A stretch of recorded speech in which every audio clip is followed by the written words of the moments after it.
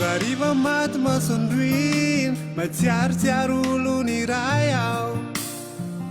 momba avy eny ao an-tsaininy raha manirery manembony indray any tiao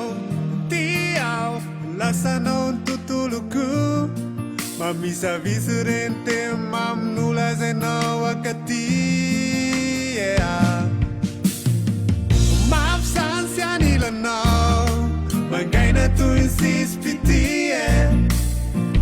tisy masoandro miratra fa malokorandavany aty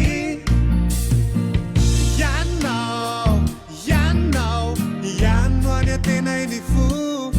mamisavisy reny tema amin'olazainao ao aty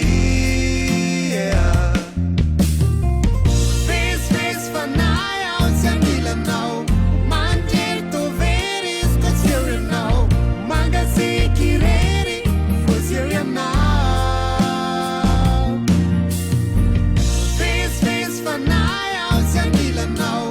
mandrery tovery izy ko tsy eo ianao mangasiky rery fo tsy eo ianao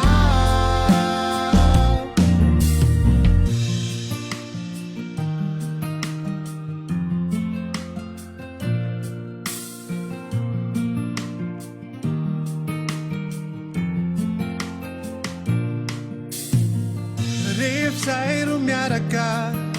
sisy ohatranay mpifankatia toy indreny sy saraka fivady mandramaty odory